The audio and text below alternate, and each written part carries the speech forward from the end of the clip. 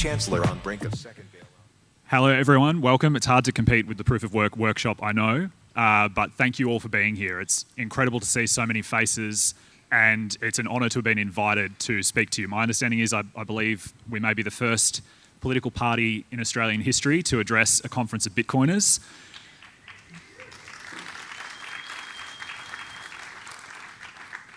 So my name is Jordan Ditloff, and as JP just said, I'm the lead Senate candidate for the Libertarian Party in Victoria.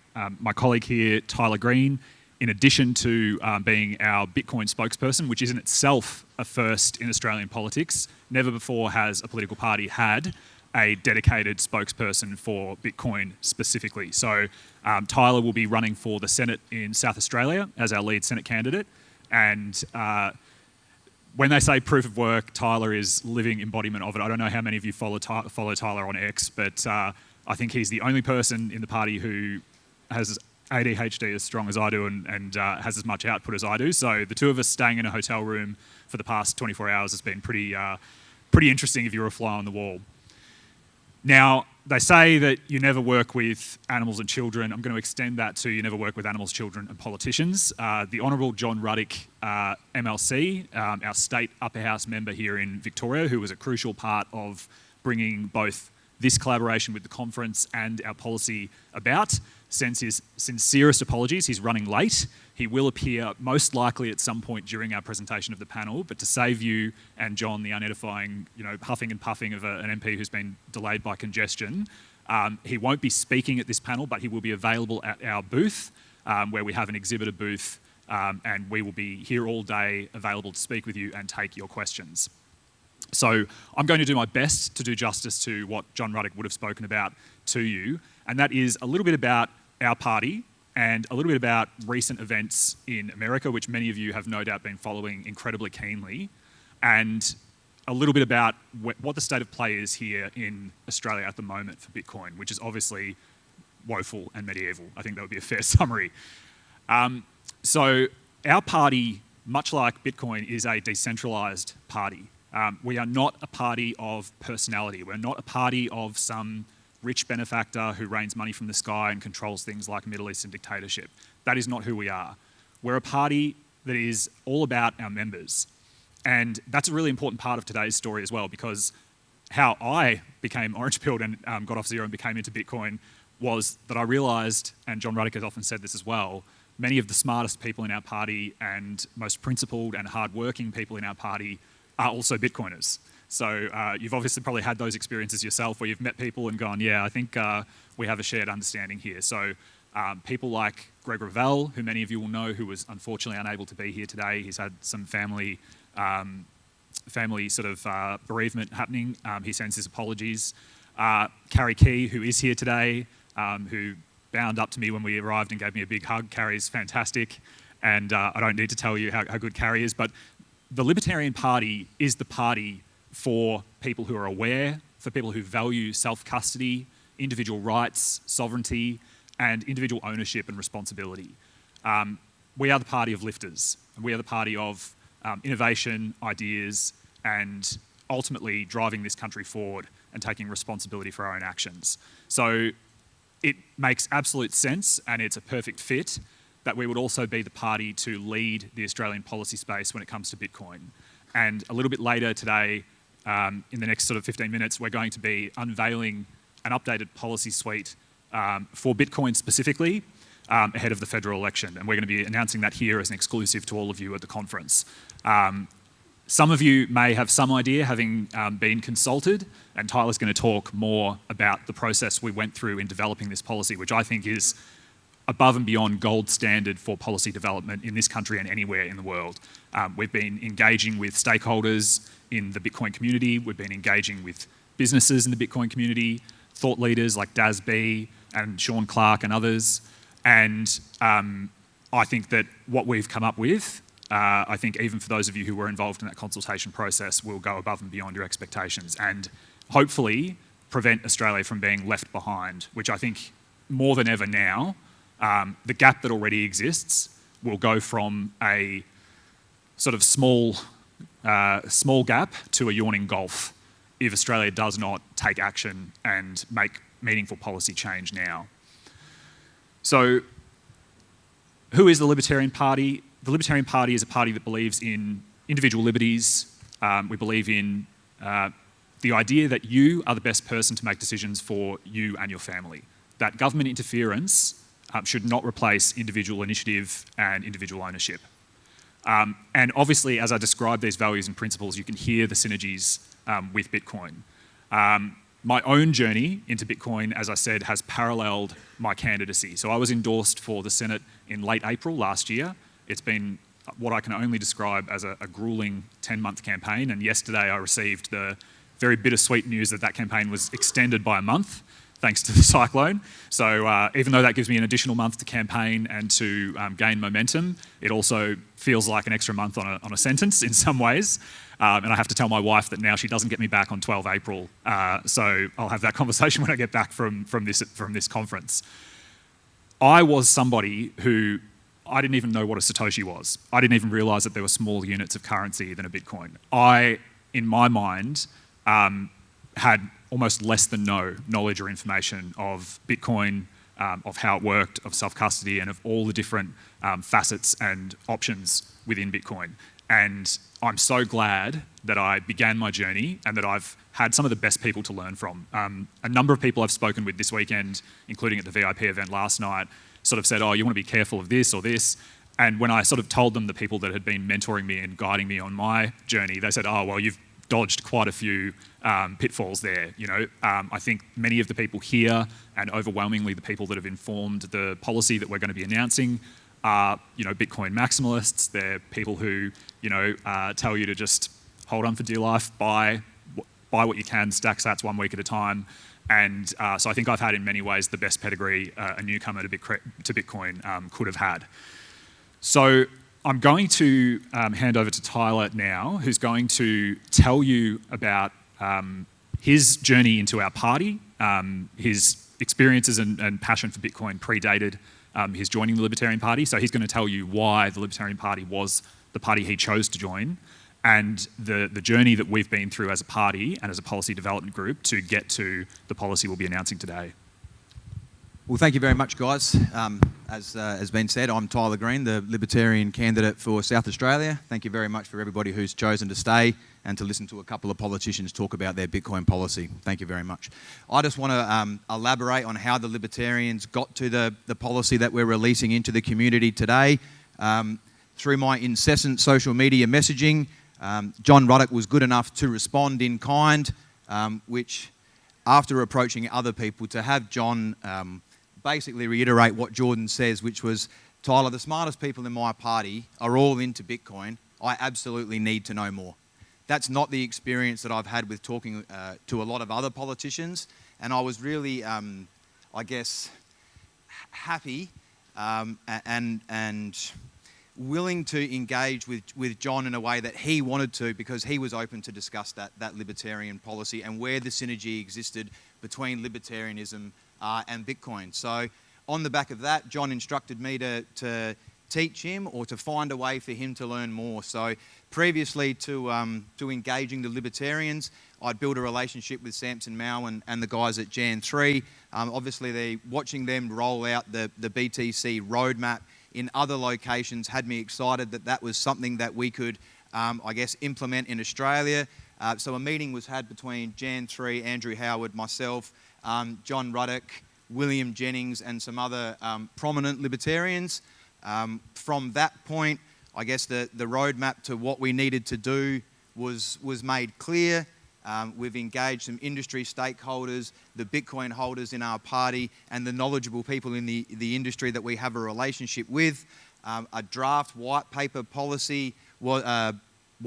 draft was produced, and through further refinement and engagement with stakeholders and Bitcoin industry folk, that paper was refined even further until we've got to the point that we're ready to release that paper into the Bitcoin community. So it's a big proof of work from the Libertarian Party, and I'm very thankful that they would take that work on. I believe that the synergy between libertarianism and Bitcoin exists. It's personal responsibility married to personal freedom. It's not your keys, it's not your coins, but it is your life. And it's our responsibility to grab hold of that life, and I think that we can do that through libertarianism married to a decentralised currency that our government doesn't control the issuance of. So I wanted to thank the Libertarians for being willing to engage, thank Jordan for going on a pursuit of knowledge. As all of us here that have been through that pursuit know, that it's a natural inquisitiveness that drives us over the line with Bitcoin, and that nobody else can do that learning for you. So for the Libertarians to establish a political beachhead for Bitcoin in Australia tells you that they have done the work, they have done the proof of work, and with community engagement, they deserve support from you guys, they deserve support from stakeholders, and I would continue to encourage you guys to engage with us because we want to produce the paper that you guys want out in the community. The thing about libertarianism, it's not what we decide, it's actually what the democratic stakeholders decide. So please continue to engage with the Libertarian Party. If you don't have political allegiances and you're interested in seeing these meaningful changes occur in society that we know we can implement via the Bitcoin standard, then I'd encourage you to get involved in the political process in Australia, because Lord knows that we need enthusiastic and intelligent people to be involved in legislative production. So thank the Libertarians, thank you all for giving us this chance, and I really look forward to Jordan pointing out the finer points of our policy and then the reports that we get back from you guys. I look forward to engaging further on out there and having some deeper conversation with you all. So thank you very much for giving us the opportunity to produce a Bitcoin paper. Nobody can ever take away from the Libertarians that we were the first people to launch Bitcoin into the political vernacular in Australia, and that's something that I'm extremely proud of, because that's come from a citizens' activism, meeting up with the intelligent people in the party and the willingness of party leaders to engage and craft meaningful policy. Thank you to Bitcoin Alive for giving us this opportunity to come and engage with Bitcoin stakeholders. Virus and numerous, we are Bitcoin. Thanks to Chris and the BA team, and thank you very much to all of you guys. And I'll go back to Jordan so that he can go over enthusiastically the important parts of our policy, guys. And I really hope that you're happy with the proof of work that we've produced. So thank you very much, guys. Thanks for listening.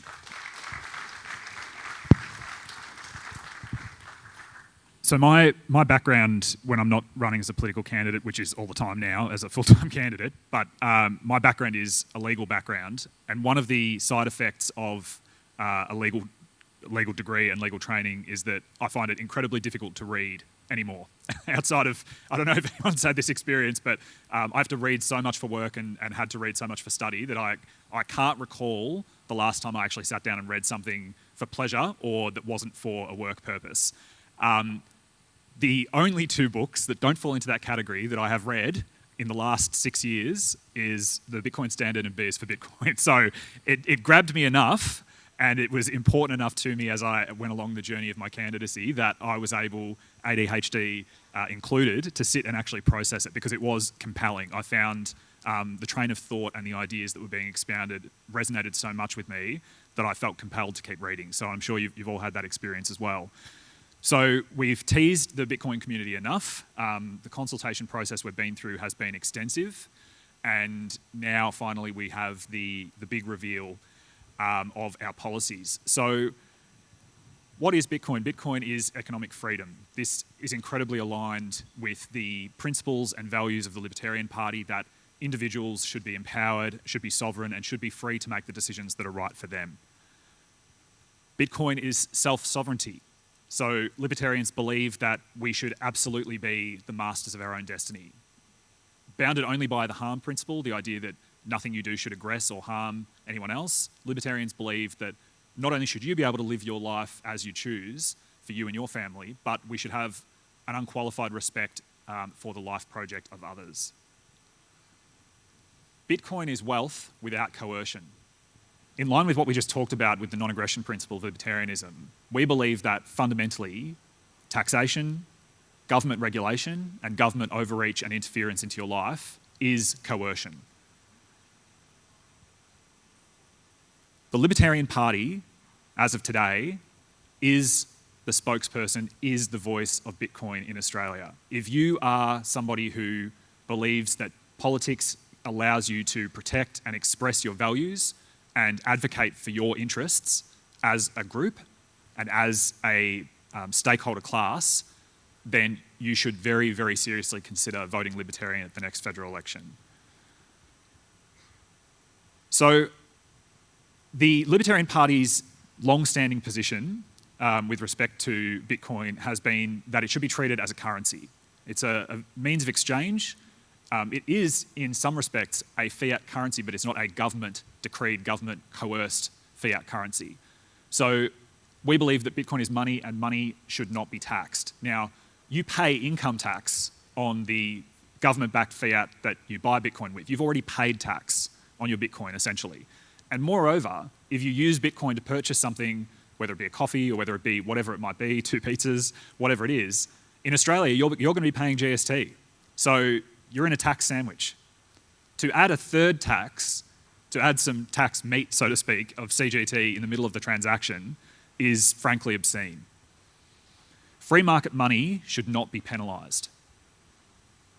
And we say no to double taxation. Indeed, the adding of CGT is triple taxation. El Salvador, Switzerland, Portugal, Malta, Germany and Japan, no or limited CGT. They recognise Bitcoin as a unique class. We recognise now, and through our consultations with the community, have added to our policy suite the right to self-custody of Bitcoin. How many here in this room have experienced debanking or restrictions on banking when they've been transferring, purchasing or otherwise dealing with Bitcoin? Almost everybody. That is an affront to a free society and to the essence of contract. The banks are telling you that it's for your own protection and for your own safety, but we know that it's for their protection and their safety. Your self-custody, your sovereignty is a threat to the monopoly and the government-backed bailouts that the banks enjoy. We support personal freedom, financial privacy and property rights. We want to enshrine the fundamental right you should have to store and manage Bitcoin in your own custody. That right is currently not protected in Australian legislation and regulatory framework. There should be no forced account blocking, no limits, no restrictions, no delays, because what we know and what we have seen since 2020 and through the COVID period in particular is that when the government can control your right to access your own money and your own wealth, they will, if you do something that disagrees with what they say.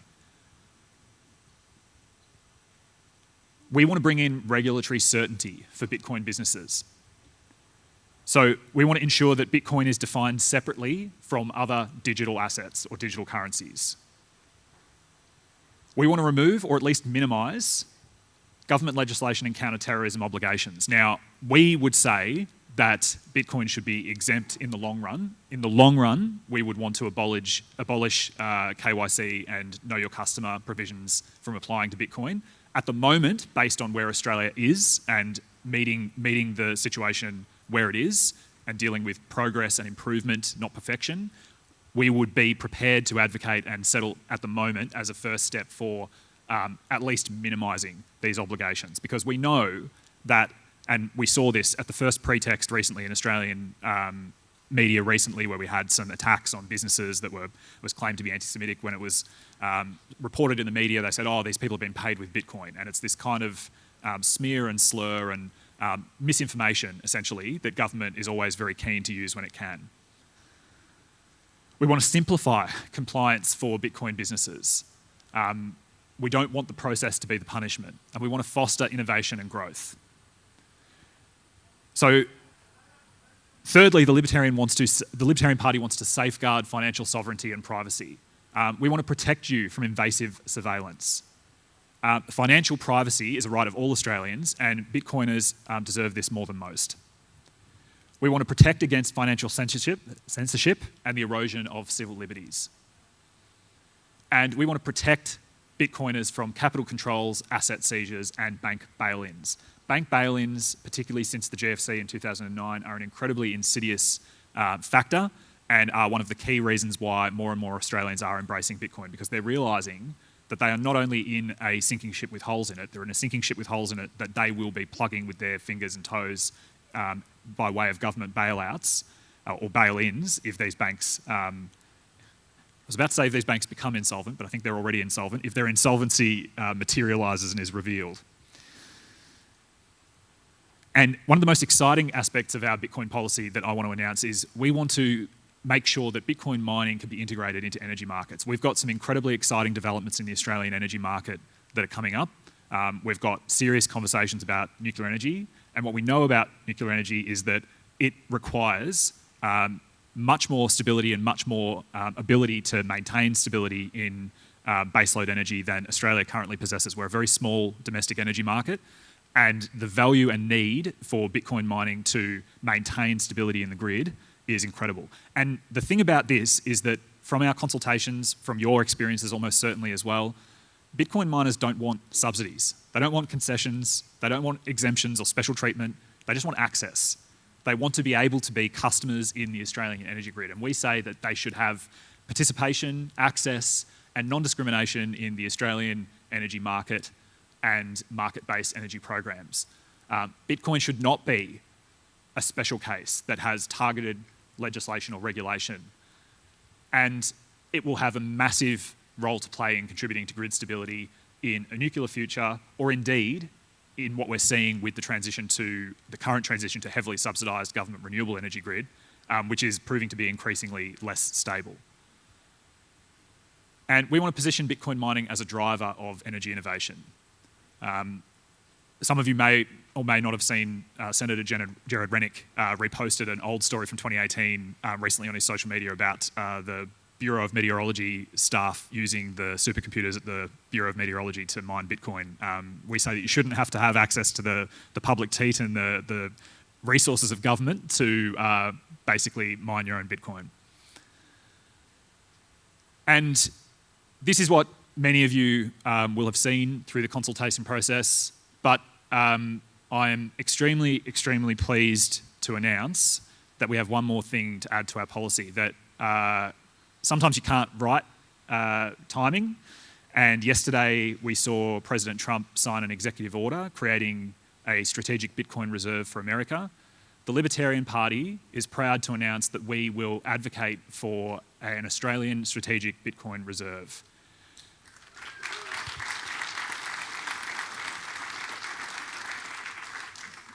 Now, I will admit that I initially had misgivings about this, and this was a policy plank that I had to have sold to me. And over time and through some very smart people explaining it to me, I realised that at the moment, Australia's equivalent of a strategic reserve, the Future Fund, is an inflation trap that is devaluing at a rate of knots far faster than any sort of investments it might make. And moreover, the Future Fund has already been rated to fund super and pension obligations, is set to be rated to invest in targeted climate change and renewable energy strategies. In other words, be abused. And this is what is meant to be and what was set up to be Australia's safeguard, our future generations' inheritance and sort of safeguard against volatility and instability. And at the moment, it's being whittled away, and it will be even more in future. So we advocate for a national strategic Bitcoin reserve exclusively for Bitcoin, and fortunately the way it's played out in America, we've seen that Bitcoin is treated as a distinct asset class within the reserve by President Trump. It's a hedge against inflation. It's going to reduce dependency on global fiat currencies, and it's really going to position Australia as a trailblazer for the new digital economy in our region. We would advocate that it be funded from the Future Fund, so it's no additional spending. That's a really big, important platform for this election for the Libertarians. So we would be converting some of what is currently in this Future Fund, which is looking increasingly more ravaged by government every day, towards something that they can't touch. And with this policy, a vote for the Libertarian Party is a vote for a voice for Bitcoin, is a vote for a Parliamentary Friends of Bitcoin working group, because you can guarantee that right now as we speak, there are federal politicians who hold Bitcoin that aren't talking about it, that are simply themselves benefiting from all the things that Bitcoin can do, but they don't have the political courage to be the thought leaders, to come out and actually advocate and lead. The Libertarian Party will. And with this policy, a vote for candidates like myself and Tyler in the Senate will be a clear vote for a normalisation of Bitcoin in the Australian economy. So I'm going to, I think, leave it at that. I think that's a terrific point to finish on. And thank you all again. I know that many of us can feel as though politics is something we'd rather not think about. Even Bitcoiners who are incredibly active, smart, driven people often prefer to push politics to the back of their mind or lock it behind a door that they don't open. And the problem with that is that eventually politics becomes interested in you. And this election, I think, is a pivotal opportunity to really go on the front foot, to demonstrate that you are a cohort and a group of people who need to be reckoned with and can't be ignored, and certainly shouldn't be oppressed and overregulated and targeted as though you are doing something wrong. So the Libertarian Party, finally, for the first time in Australian politics, gives Bitcoiners a voice. So we look forward to your support. We look forward to speaking with you. We'll be at our stall all day today. And thank you all so much for welcoming me into this amazing community and being with me on the journey. Thank you very much, guys. Have a nice day.